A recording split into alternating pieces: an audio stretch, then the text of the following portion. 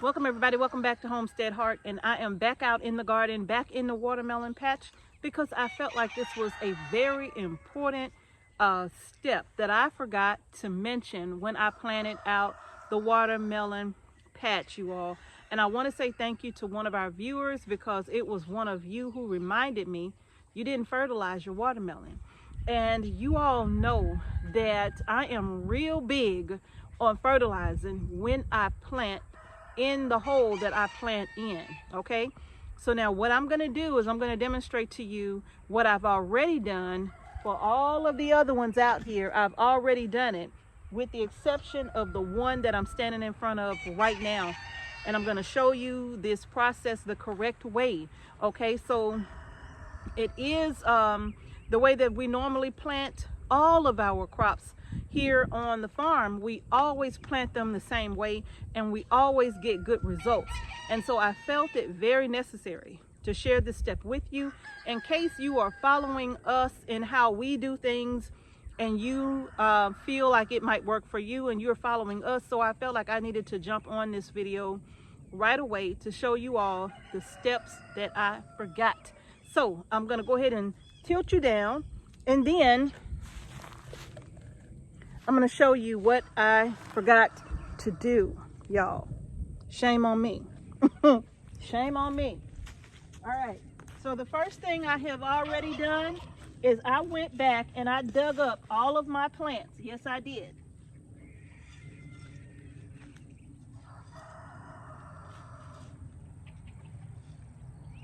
All right. I'm just going to sit this to the side. And I'm just going to kind of break this up a little more. As you can see, it's still pretty loose, right? It's still good.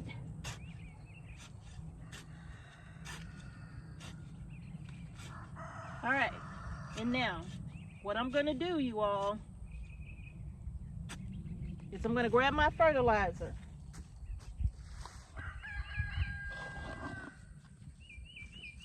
I'm going to put in my feather meal. This is the cup that I'm using, my little solo cup here.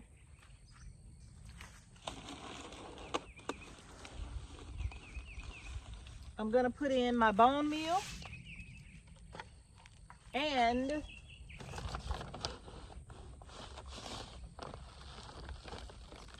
I'm going to put in my azomite, okay? And also I'm going to put in a little bit of potassium or potash, okay? That potash, the K on that is 52. So I only put in a little, and I'm going to mix this around in my soil here. Because as you know, when I plant everything, I always put it directly in the hole. So I'm just mixing it around like so, okay? And now I'm going to come back here and get my plant put back in, okay? And you want to mix this around real good. Now you do not have to use potassium, all right? But the bone meal, the blood meal, you definitely would use that. And then azomite, if you can get your hands on some azomite, okay? Now I'm just going to take my little starts and put them right back down in the hole and cover them back up. And give them just a slight little press down in the soil here.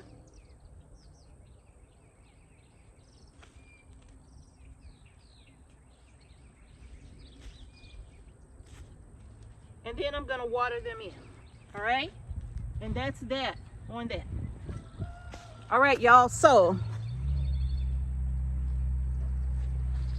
as you can see, oh, you still can't see me.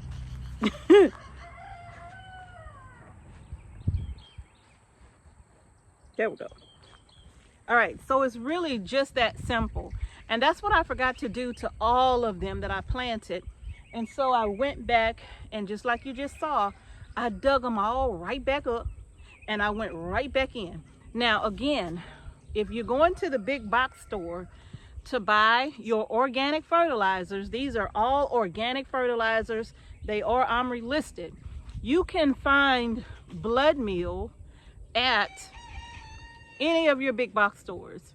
You can find bone meal at any of your big box stores, including like a Tractor Supply. Okay. Now, when it comes to azomite, I've never seen azomite in any of those stores. Azomites are trace minerals that we put in our garden beds, and we believe that they make an amazing difference in the taste of the crop and in the health of the crop as well, right? So we believe that it makes a difference. So we use azomite as well. Now, I used an entire cup of that azomite in this watermelon patch right here, because I really wanted to make those minerals, y'all, all of these things break down slowly. That's one of the things you're going to have to remember about organic fertilizers. You know, they're different from synthetics. Synthetics are literally right on the money when you fertilize with them, right?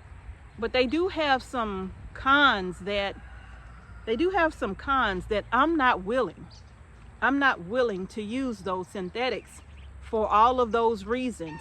Plus, you are what you eat. Okay, now I always use organic fertilizers in my garden. Okay, so the feather meal, the bone meal, the azomite, all of it is organic. Okay, now if you want to use potash, you can. If you don't know what that is, I'm going to tell you to do your own research on that. Okay, do your own research on the potash, or the potassium. What we have here, we purchased that from 7 Springs Farm, okay? And the shipping can be quite expensive. So if you might be better off just making your own potash, because it's expensive. But we purchased that a couple of years ago. And so it's been a minute, right? It's been a minute. In fact, we purchased it when the prices were still a little on the reasonable side, okay? But those prices have changed. So it's been a couple of years, over 2 years, since we bought that potassium. And we still have like a full bag because we don't use it a lot. It's excellent even as a foliar spray for all of your fruiting crops like tomatoes and cucumbers and whatnot. Does wonders, okay? And you would actually dilute that with water if you're going to use it as a spray on your fruiting crops. Okay, now strawberries, you can literally put it right in your strawberries in the beds where they are. Perfect for strawberries, right? You don't have to dilute it at all. You just kind of sprinkle it around your strawberry plants. Does fantastic job on your strawberries. Okay, but in any case, you all, that's what I've done. Now my plants are looking a little rough, because believe it or not, we've had some very cold nights. In fact, here it was very cold up until like 1 o'clock today even. I still had a jacket on at 1 o'clock, and I still have long sleeves on. I'm not hot at all. It's actually very mild. And so my melons they look like they have been tasting some cold weather that they do not like. And I think what I'm going to do is get my little frost blankets tonight, and I'm going to cover all of these rows just to make sure that overnight when the temps drop again, that they're not further impacted by the colder temps, because as you know, they don't like that kind of weather. Okay, but y'all, that's what I wanted to show you, this very important step that I forgot when I planted out the melon patch, and I was sharing with you all what I did.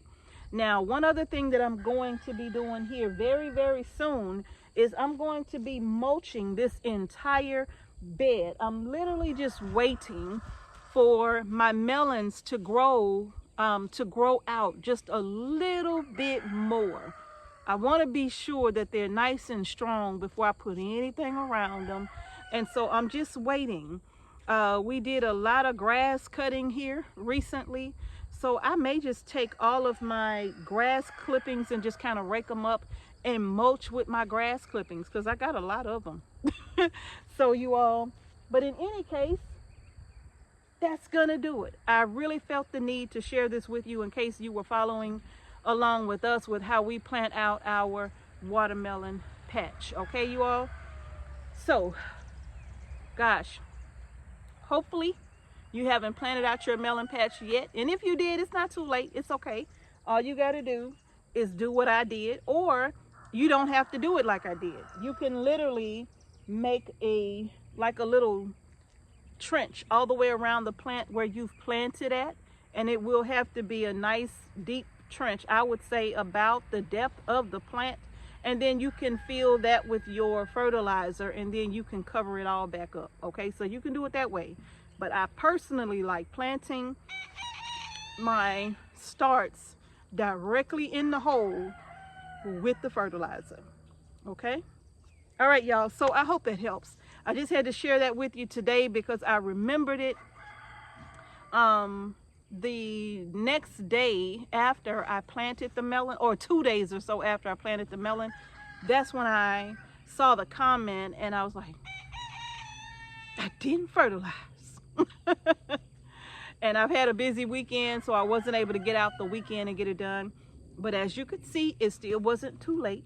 It was just fine. I pulled them all up and put them right back in, being very careful not to touch the root structure at all. I literally put my shovel in a position to where I knew it was not going to touch the roots, and I lifted them up out with no problems. Okay, all right, y'all, that's gonna do it for this video. I hope you found it helpful. If you did, give it a thumbs up. Don't forget to subscribe to our channel and hit the notification bell so you don't miss any videos we upload to our channel. And thank you all again for watching Homestead Heart. Peace and blessings to each and every one of you. And remember, y'all, grow your groceries. Okay, grow your groceries. We're gonna see y'all in the next video.